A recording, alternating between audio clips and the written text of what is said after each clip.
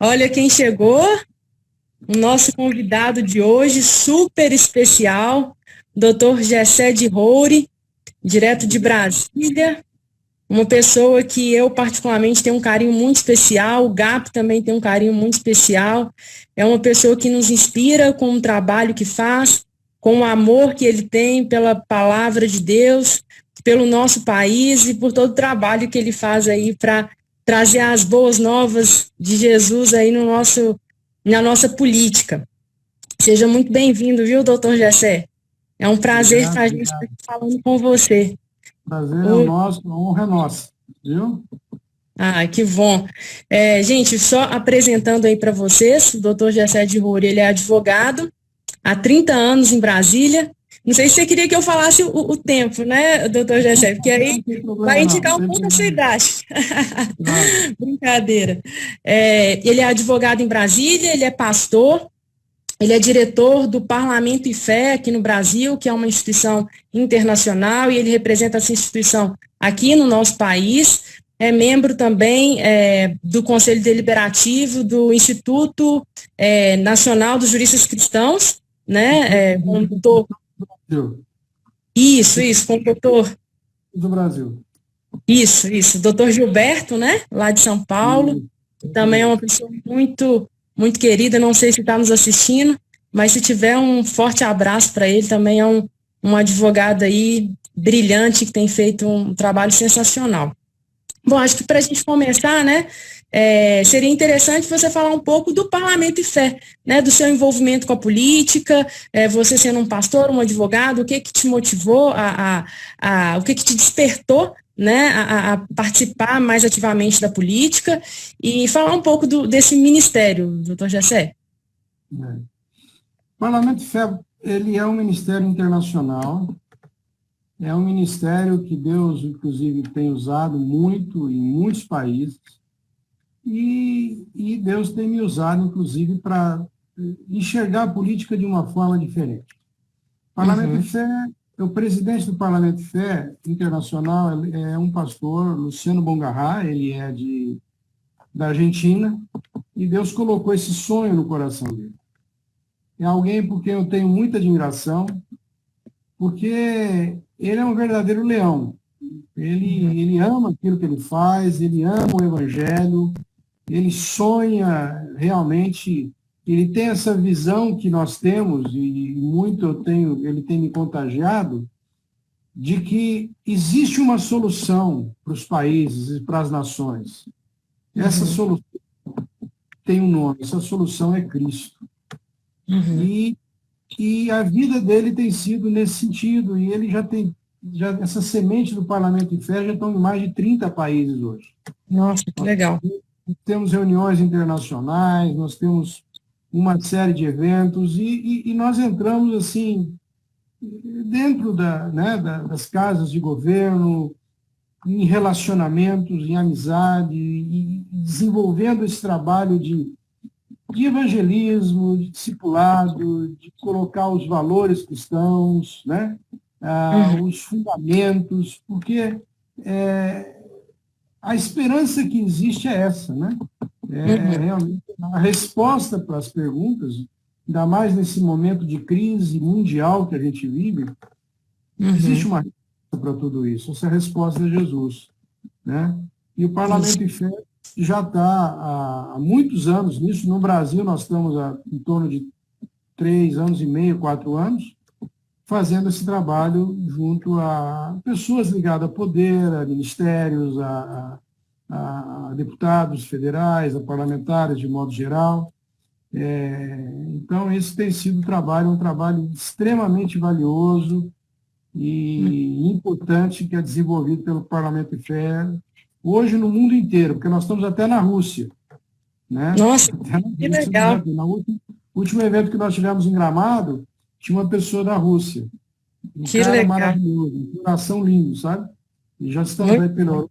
Então, é um trabalho muito bonito o Parlamento de Fé. A gente tem que fazer uma live, então, doutor Gessé, para compartilhar um pouco dessas experiências, né? Porque a gente tem pessoas no Brasil inteiro, né, cristãos no Brasil inteiro, que tem, que o coração arde, né, por se envolver com política, de trazer os princípios do reino, e muitas vezes ficam desmotivadas pela perseguição que, né, eventualmente sofrem, pelas críticas, né, por preconceito às vezes, né? E aí eu acho que essas histórias, elas motivam, dão um gás, né, inspiram as pessoas a continuar na obra que Deus as chamou, né? Então eu queria... E essa é a nossa ideia, espalhar isso por toda a nação, né? Isso é muito bom. Temos uma equipe muito boa no Rio de Janeiro, temos um pessoal em São Paulo, né? Temos em Goiânia pessoas que estão conosco desde o início, e a ideia é que possa realmente crescer e possa se multiplicar, né? A gente pode, talvez, um dia até fazer uma live com o próprio Luciano Bongarrá, porque ele tem essa questão política, envolvimento nesse trabalho internacional, então ele tem muita matéria para fornecer. A gente podia estudar, de repente a gente faz uma live em 3 aí, ou ele. Tá aí, Miriam, uma sugestão para uma próxima live. Miriam é o apresentadora oficial aí do GAF. Sentiu. Ok.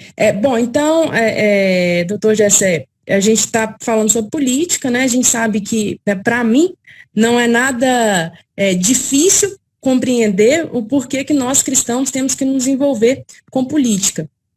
Mas para muitos cristãos isso ainda é um paradigma, né? É algo que as pessoas não conseguem compreender a necessidade e a importância. E para a gente discutir esse tema, então, a gente tem que partir da palavra de Deus, né, que é o nosso manual de instrução. Então, para aquele cristão que acha que o crente não tem que se envolver com política, acha que os nossos posicionamentos não devem, a nossa visão bíblica não deve fundamentar os nossos posicionamentos políticos, o que a palavra de Deus fala sobre isso? O que a Bíblia fala sobre política? E aí poderia citar algumas histórias, alguns versículos, eu queria que você falasse um pouco sobre isso. Olha, quando a gente fala em política, a gente está falando em governo, né? A gente pode citar várias ideias, vários nomes na Bíblia, né? Como José, por exemplo, né? Que foi um homem que Deus usou fortemente como talvez um dos maiores do mundo no tempo dele, né? A gente pode usar Daniel, pode usar a Rainha Esther, tem uma série de exemplos. Mas eu quero ir um pouco mais para trás. Sim. O governo é alguma coisa que Deus pôs na mão do homem quando ele criou o homem. Deus criou o homem e ele falou, olha, você vai governar tudo isso aqui. Você vai cuidar de tudo isso. Você vai gerir tudo isso. E ele pôs o governo na mão do homem. Então, você governar, ou você ordenar, ou você cuidar, ou você gerir, é uma coisa que existe desde a criação do homem.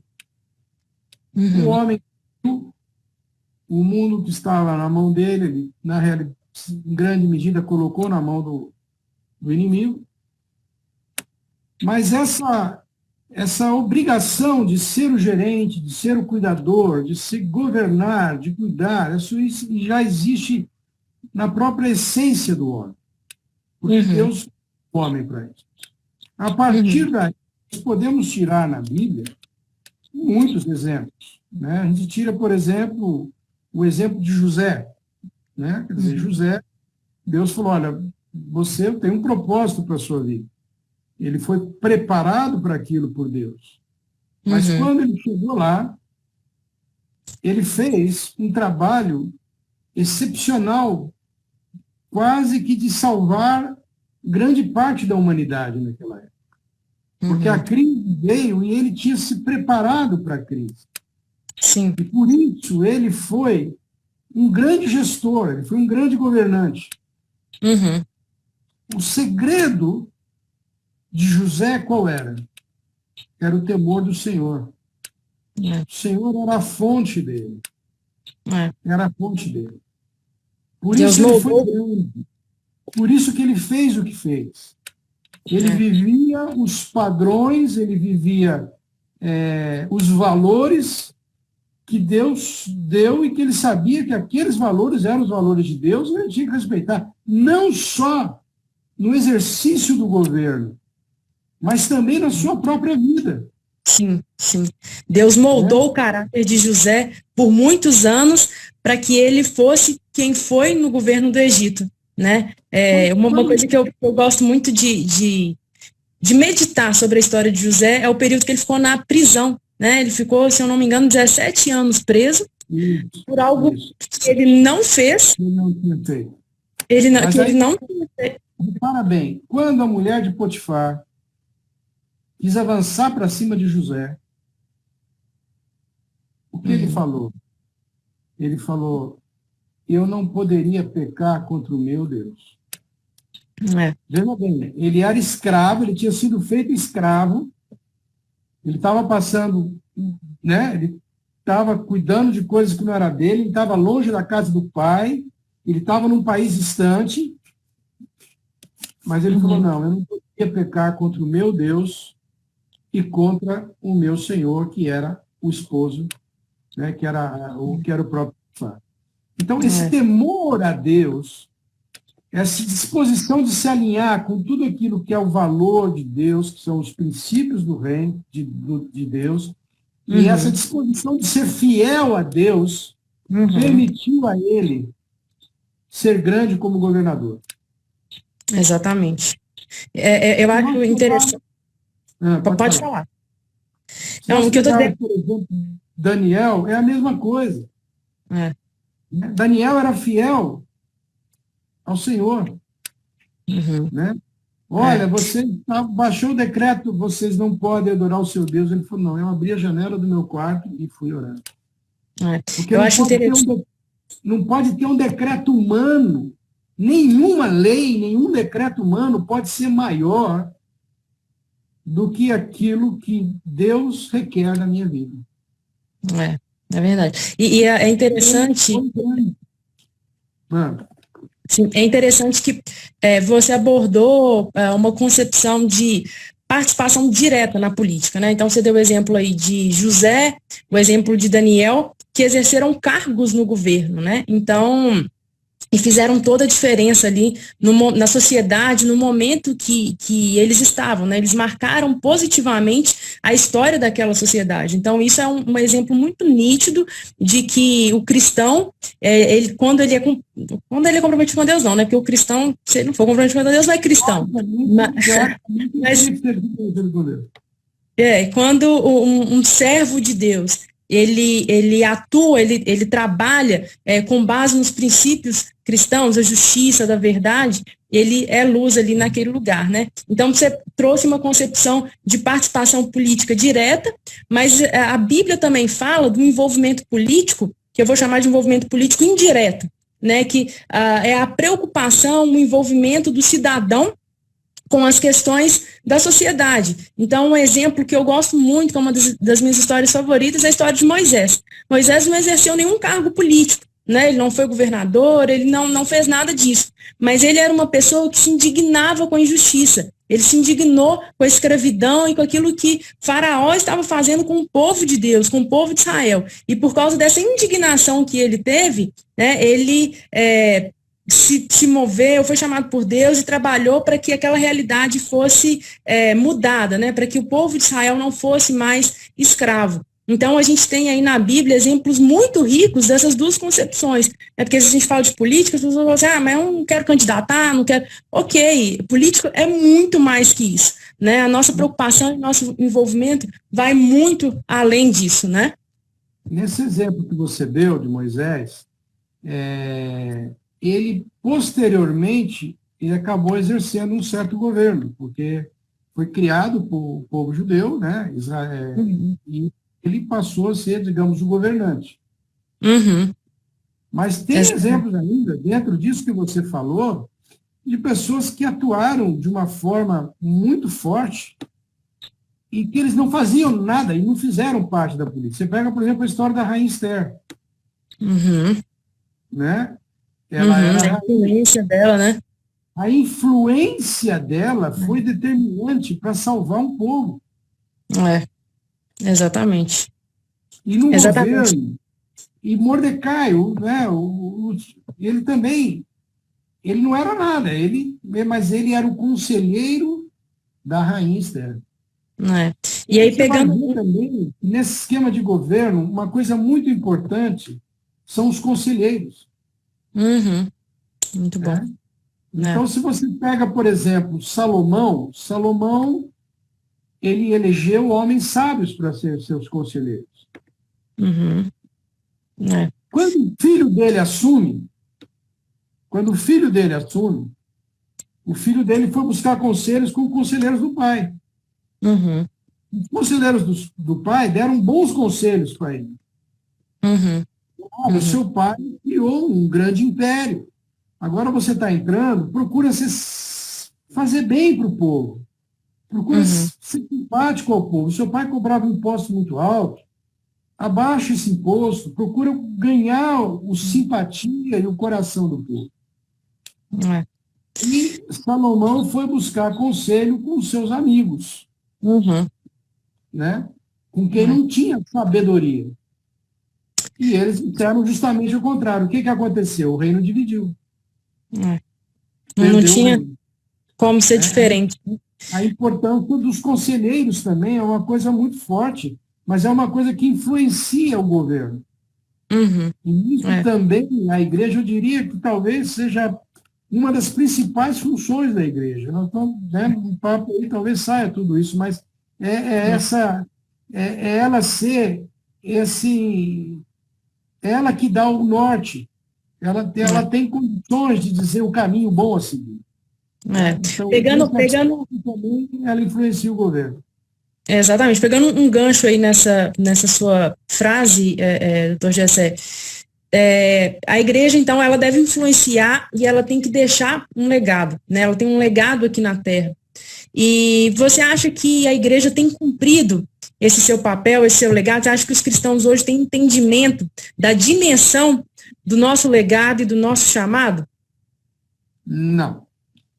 Veja bem, a política tem sido estigmatizada há muito tempo.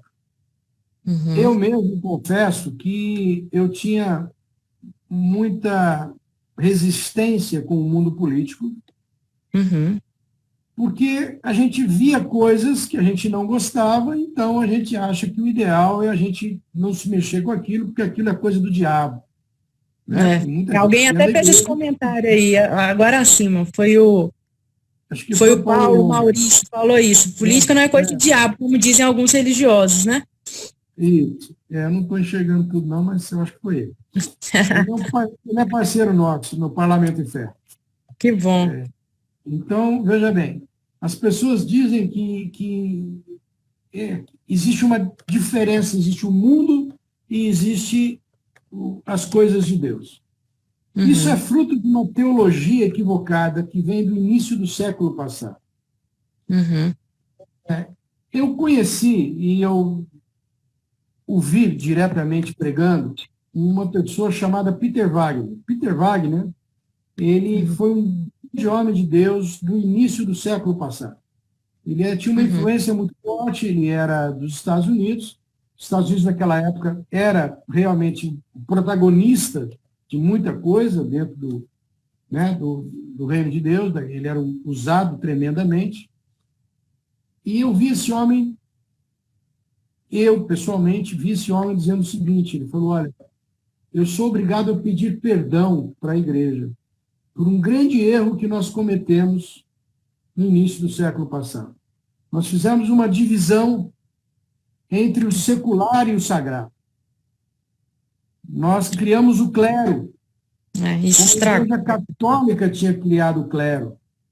É, E então existia aquele que não era do clero e aquele que era do clero. E ele falou muito sobre isso, sobre o arrependimento e o entendimento que eles tinham se equivocado, e ele citou um exemplo muito forte, muito marcante no final da fala dele. Ele uhum, falou assim que lá, eu não sei exatamente, acho que era na década de 50, uma pessoa se converteu e essa pessoa ela tinha o dom de evangelizar as pessoas. Ela falou assim, ninguém conheceu uma pessoa que viajasse 30 minutos no avião com essa pessoa e que ao chegar não tivesse entregue a vida a Jesus. Não é que ele não tivesse pregado. Não, se alguém viajasse com ele 30 minutos, ela entregava a vida a Jesus. Nossa. Ele tinha esse dom, ele tinha um dom de evangelismo que era um negócio espetacular. Nossa. E ele amava o Senhor e amava o reino. E o Peter Wagner falou, eu fui uma das pessoas que chegou para esse homem e falou, você precisa dedicar sua vida à obra de Deus. Largue o que você está fazendo e vem para você poder ser um pastor, ser um... E esse homem largou. E a profissão desse homem ele era empresário na área musical. Ele empresariava juntos, bandas, essa era a profissão dele. E quando ele fez isso, Peter Wagner dizendo, ele tinha um dos contratos que ele já tinha fechado e assinado, e ele ia começar a empresariar esse conjunto nos Estados Unidos, ele entregou para uma outra pessoa, abriu mão de ser o empresário dessa banda e deixou de ser os Beatles. Nossa, é isso. Agora, você imagina uma pessoa dessa convivendo com os Beatles e levando o evangelho até os Beatles, você imagina os Beatles convertidos. Nossa. Você tinha a mudado a influência história da humanidade. Você tinha mudado a história da humanidade. Exatamente. Né? Mas a visão de que isso é de Deus e isso não é de Deus foi uma visão absolutamente equivocada. E isso é uma coisa muito séria, né, doutor Jessé? Eu nasci num lar cristão.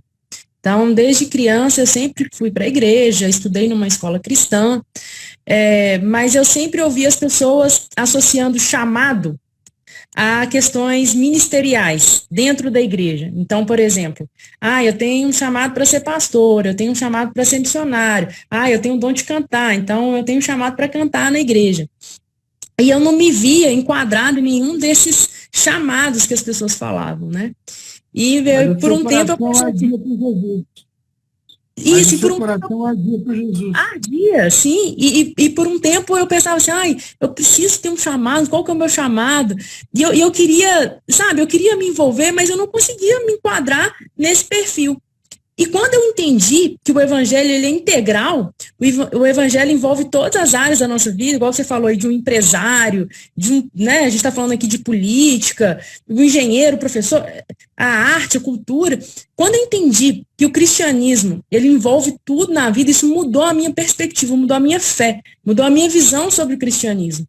Né? E hoje, assim, eu vejo com muita clareza, como que o evangelho ele é completo, como a palavra de Deus ela é completa, né? Quando você fala aí dos Beatles, você fala da cultura, né? Como que a cultura ela influencia e como que o cristianismo ele perdeu o espaço dele porque ele começou a acreditar que ele não deveria estar nessas esferas, né? Que ele deveria estar ali dentro da igreja, exercendo o chamado dele dentro da igreja, com evangelismo, que foi um outro exemplo que você deu.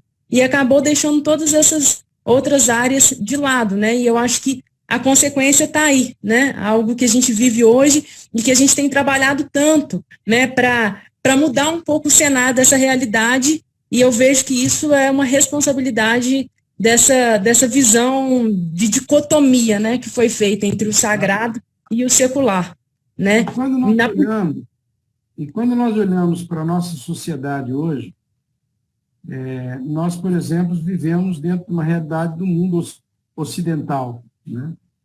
Uhum. Se a gente analisar a origem do mundo ocidental, todo mundo ocidental, ele vive, ele foi criado e ele foi fundamentado em cima dos valores judaicos cristãos.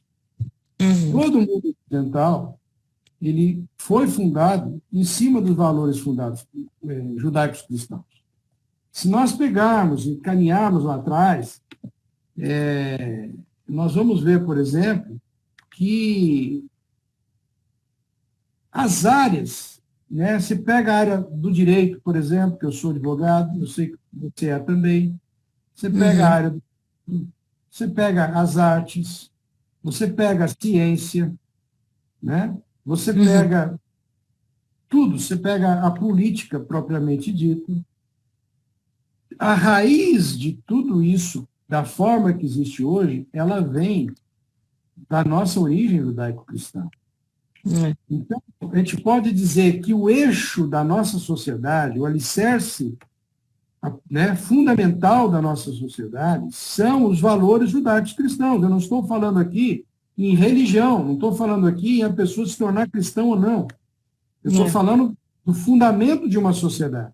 Os conceitos, se você pega as constituições, principalmente as mais antigas, por exemplo, a nossa Constituição anterior, se você pegar lá o conceito de família, se você pegar uma série de conceitos, você vai ver que é exatamente o que a Bíblia diz.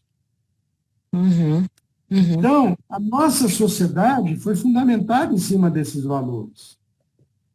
E hoje, o que acontece? Hoje nós vivemos uma guerra para a destruição desses valores, desses princípios, que, na realidade, é o fundamento da nossa sociedade. É o fundamento da nossa sociedade. E quando você destrói a fundação, você destrói o que está em cima. Você pega a família, por exemplo. A família é o eixo básico da sociedade. Se você tem uma família forte, essa família vai produzir filhos fortes. Se tem uma família sadia, essa família vai produzir famílias sadias. E se você produz pessoas sadias, pessoas fortes, pessoas íntegras, pessoas de caráter, você vai ter uma sociedade forte. Sim. Se você destrói a família, os valores da família, você vai começar a produzir pessoas fracas, pessoas sequeladas, pessoas com problemas. Então, você vai ter uma sociedade com problemas. É o que acontece hoje. A nossa sociedade, por exemplo, tem trocado a paternidade pelo paternalismo. A paternidade é algo forte, é algo que dá identidade, é algo que envia, é algo que empurra, que manda para o mundo, que ensina o homem a ser homem, que ensina a mulher a ser mulher. O paternalismo não, o paternalismo protege, não, precisa ter cuidado, não, você precisa ter segurança, e aí você vai criando aquela criança de 12, de 15, de 20, de 25, de 30, de 35 anos, a criança está lá, dentro da casa do pai, sem querer assumir responsabilidade. Né? Um homem não assume responsabilidade, não, eu vou casar com essa mulher, eu vou viver minha vida, e nós vamos construir um lar, e nós vamos construir uma família. Isso está se perdendo na sociedade. Então você tem órfãos de pais vivos, você tem uma sociedade fraca. Quando você fala, doutor Gessé, dessa influência judaico-cristã, né, na sociedade, na cultura, eu vejo que isso muitas vezes é criticado, né, pelas pessoas por acharem que isso talvez até uma intervenção indevida da igreja na política, enfim, taxam os cristãos como fundamentalistas e uma série de coisas. Ontem eu estava lendo uma matéria, e nessa matéria eles estavam chamando alguns cristãos de ultraconservadores, né? E aí criticando a participação de alguns membros do governo num evento que teve nos Estados Unidos, que era um evento mais de direita, que tratava sobre direitos humanos. E aí, nesse evento, uma pessoa disse, né, e essa pessoa é um político importantíssimo dos Estados Unidos, uma pessoa com um histórico brilhante. E essa pessoa falou assim, algo parecido com isso, que os direitos humanos nasceram no cristianismo, né, vieram do cristianismo. E aí havia uma pessoa, né, do governo brasileiro participando desse evento, e aí a matéria criticou isso, né, achando como algo absurdo, né, como que você pode falar que os direitos humanos nasceram do cristianismo. O que é muito ruim, né, ouvir, porque basta conhecer um pouco de história né, para saber dessa influência. Mas considerando todos esses posicionamentos, né, essas críticas que são feitas ao envolvimento do cristão dentro da política, você acha que, de alguma forma, a igreja ela tem tido a sua liberdade limitada, embora a gente tenha uma garantia constitucional de liberdade? Você acha que hoje no Brasil existe uma tendência nesse sentido? Existe, né, um movimento que tenta calar a boca da igreja? Com certeza. Essa semana mesmo, eu fui procurado por uma pessoa da Paraíba, tá? Uma pastora da Paraíba, e ela é pastora de uma professora, né, professora Ruminela Reis, né, lá da Paraíba, e essa professora estava fazendo uma live, ela é bióloga, e ela estava fazendo uma live, como nós estamos fazendo uma live aqui, ela citou na live dela, era uma live, inclusive, que ela checava a biologia com questões bíblicas, né? E saiu esse assunto, e ela tocou nesse assunto, né?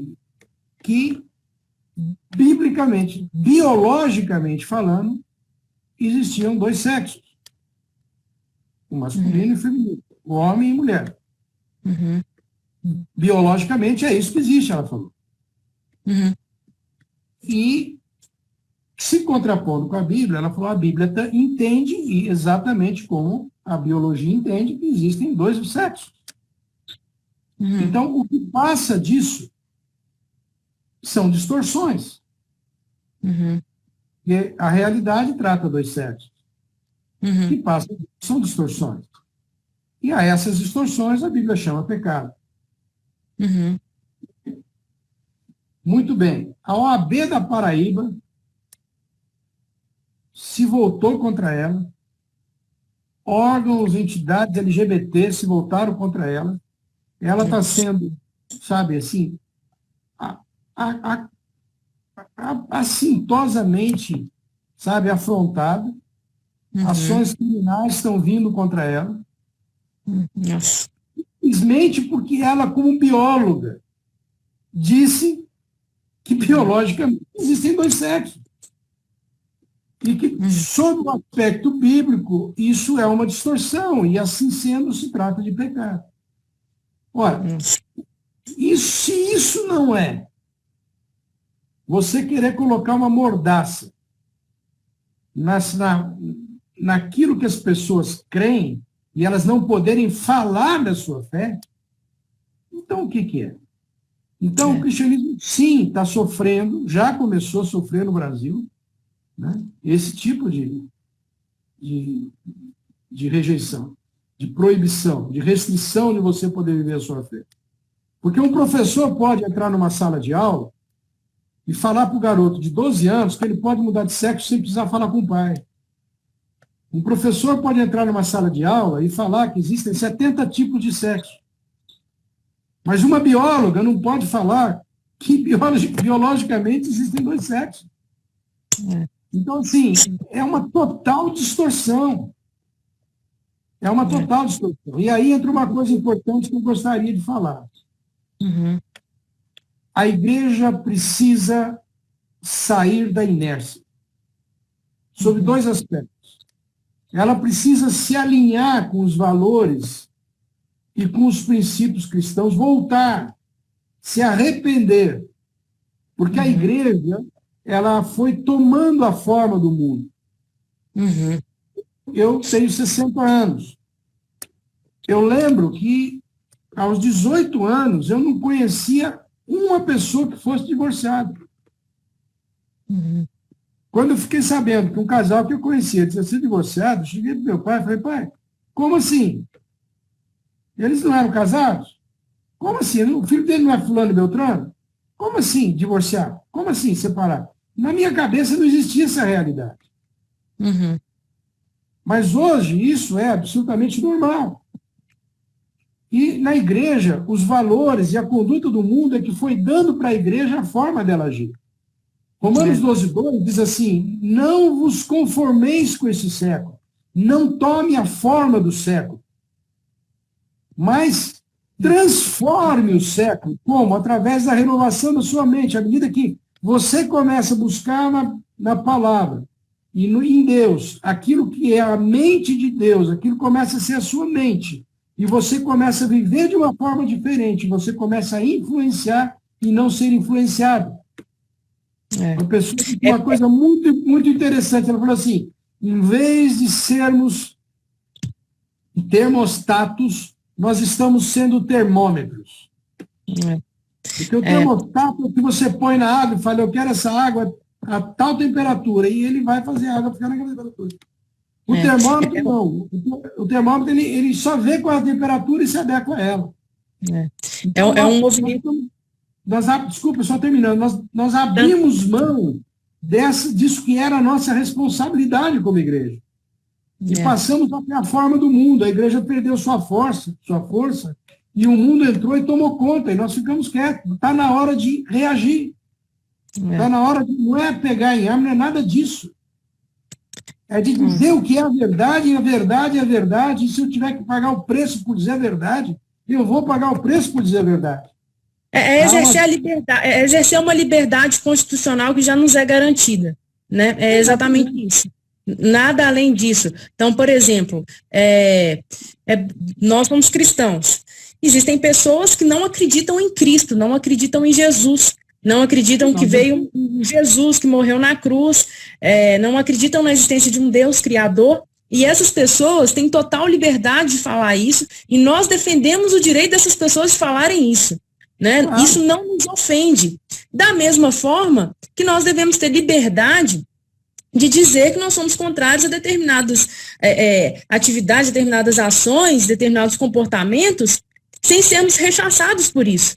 Né? Nós vivemos em uma democracia, né? E democracia é liberdade para expressar opinião, para expressar posicionamentos diferentes. Então é isso. E eu vejo muitas vezes que nós cristãos ficamos um pouco até com medo de nos colocar, com medo de falar, por conta desse cerceamento velado, né? Muitas vezes velado, né?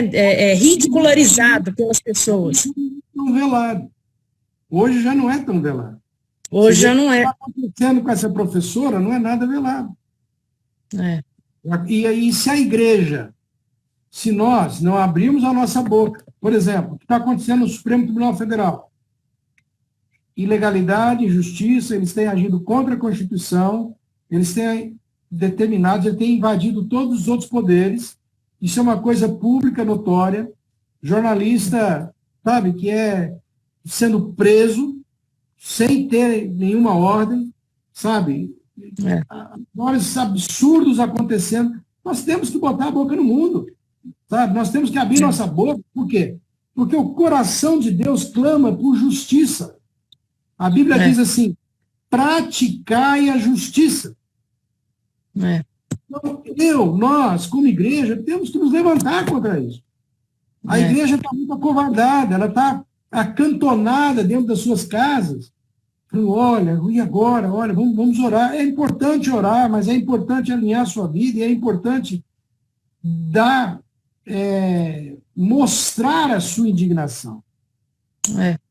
Exatamente. A Bíblia fala que nós somos sal e luz, e se nós não servirmos para salgar, a gente não serve para outra coisa, senão precisa ser jogado fora, né? Então, não deixar o sal dentro do saleiro guardado no armário. Então, nós precisamos manifestar. Eu às vezes, sou até chato, porque uma das coisas que eu entendo que eu tenho que fazer é informar as pessoas do que está acontecendo. Então, eu sou multiplicador de informações. Porque hoje você só tem informação através da mídia informal. Você não tem mais informação a partir da grande mídia. Então, nós temos que multiplicar isso. Nós temos que nos indignar contra o mal, nós temos que nos indignar contra aquilo que afronta o coração de Deus. E a injustiça afronta o coração de Deus. Deus tem projeto para essa nação. E nós precisamos, nos colocar à disposição de Deus para sermos elementos de transformação nessa nação. Olha só, o Daniel Vidal está perguntando como podemos abrir a boca de maneira prática né? Então, eu entendo que é como que a gente pode influenciar de maneira prática, né? Dentro do nosso direito, dentro da legalidade, né, constitucional que existe. Que dica que você daria aí para o Daniel? Olha, a dica que eu dou, Daniel, é aquilo que a gente tem procurado fazer. Então, por exemplo, eu já citei esse exemplo agora. Se você vê que é uma injustiça, que é uma arbitrariedade, por exemplo, que está acontecendo com o Supremo, essa indignação você tem que pôr para fora. Como é que você pode pôr para fora hoje? Através da mídia social, multiplicando essa informação que trouxe indignação para você o máximo possível. Porque você vai formar um convencimento e outras pessoas vão fazer o mesmo. Eu sempre fui um cara muito tranquilo, mas há um mês atrás eu estava na Praça dos Três Poderes, em cima de um caminhão, falando que o coração de Deus clama por justiça, que a Bíblia manda a gente praticar a justiça e que nós temos que fazer a resistência diante daquilo que o Supremo Tribunal Federal está fazendo. Eu jamais imaginei em cima de um carro de som, em cima sei lá do que tem nome aquilo ali, mas eu estava lá, porque eu tenho que dar voz à minha indignação. Porque essa indignação que está no meu coração, ela nasce no coração de Deus. O coração de Deus clama por justiça, clama por direito, sabe? Ele clama por uma série de coisas que a gente não vê hoje na sociedade. Então, nós somos a voz de Deus para botar a boca no trombone nesse sentido. E só lembrando, né, eu, né, conheço você de perto, né, sei do seu comprometimento com Deus, do seu respeito às pessoas.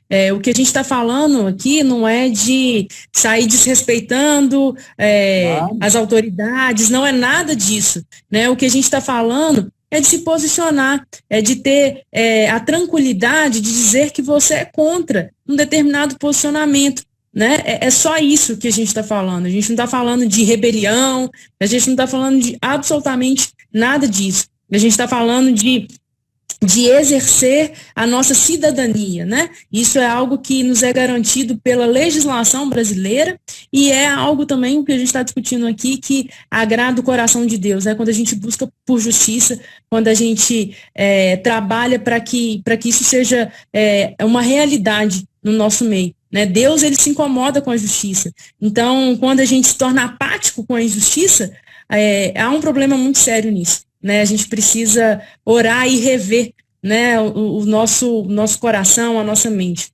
Então, é isso, não é sair brigando, não é nada disso.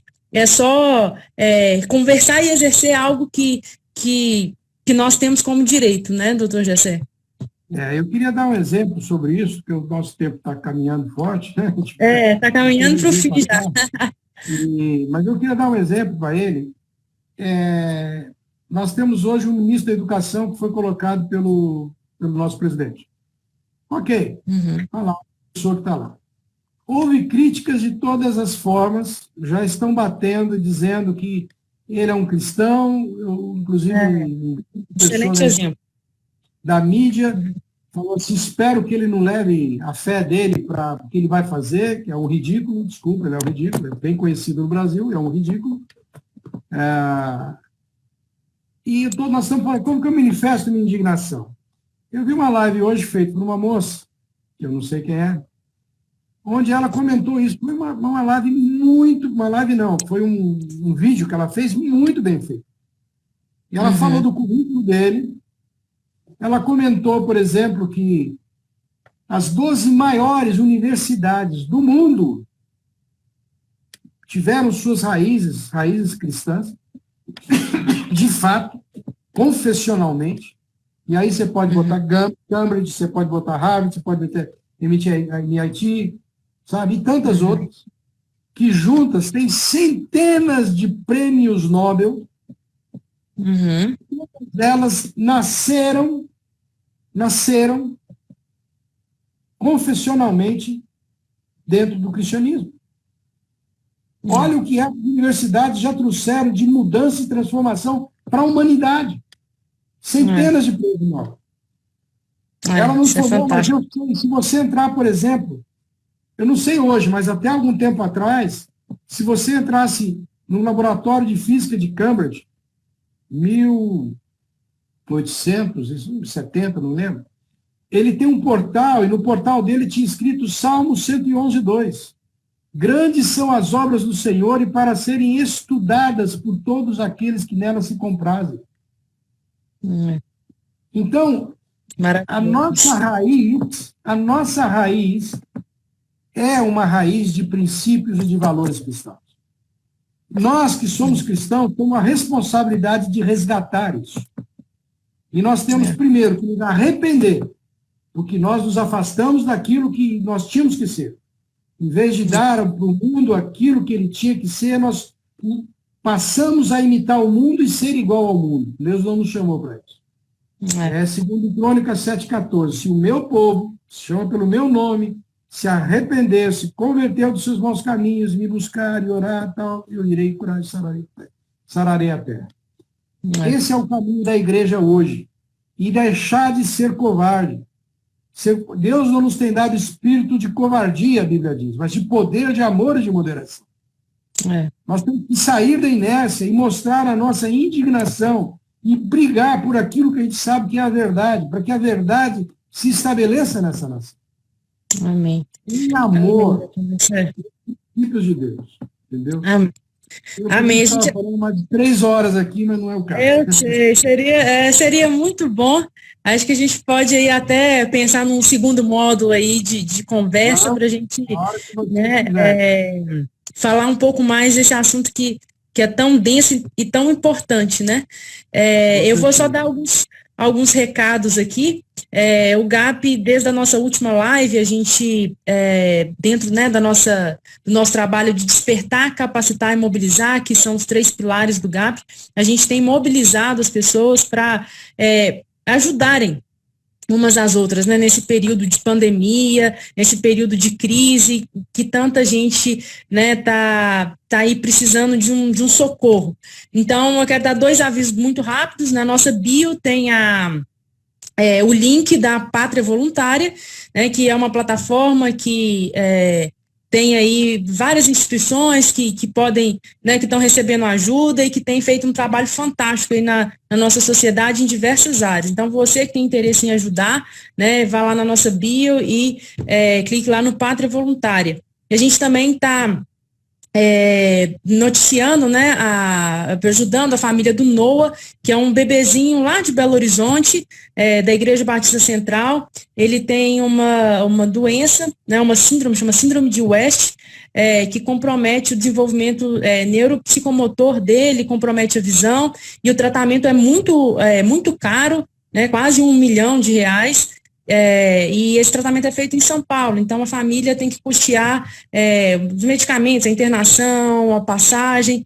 E aí você também que quer conhecer um pouco mais da história do Noah, da família dele, vai lá na nossa bio, tem lá todos os dados bancários, o dinheiro já vai para a família dele, né, para a conta que a própria família está cuidando, né. E é isso. Você que está nos assistindo e não nos segue ainda nas redes sociais, né, fique à vontade aí para nos seguir, para compartilhar, para estar junto com a gente. Vocês são muito bem-vindos. O GAP tem um programa de TV também na Rede Super, que é a Conexão GAP, todas as sextas-feiras, às 9h30 da noite, às 21h30, né? Nós falamos sobre política e levamos vários convidados muito interessantes como você, doutor Jessé. Então, também fiquem à vontade aí para conhecer um pouco mais. A gente sempre sobe os programas no YouTube também. Então, é isso. Queria te agradecer pela presença, pela disposição, e principalmente pelo exemplo que você é para a gente, né, para a nossa geração. Eu tenho certeza que todo o trabalho que você tem feito não vai ser em vão, né, porque aquilo que a gente semeia, né, a gente vai colher, e Deus, ele tem muito prazer, né, em ver os filhos dele aí trabalhando e preocupados uns com os outros. Então, muito obrigada por esse tempo que você passou aqui com a gente. E é isso, pessoal. Deus abençoe a todos, viu? Miriam, não esqueci de nada não, né, Miriam? Já passei todos os recados, né? Então é isso. Um abraço, doutor Jessé. Obrigada, pessoal, pela paciência e pela conversa. Um abraço. Fique com Deus. Fique com Deus.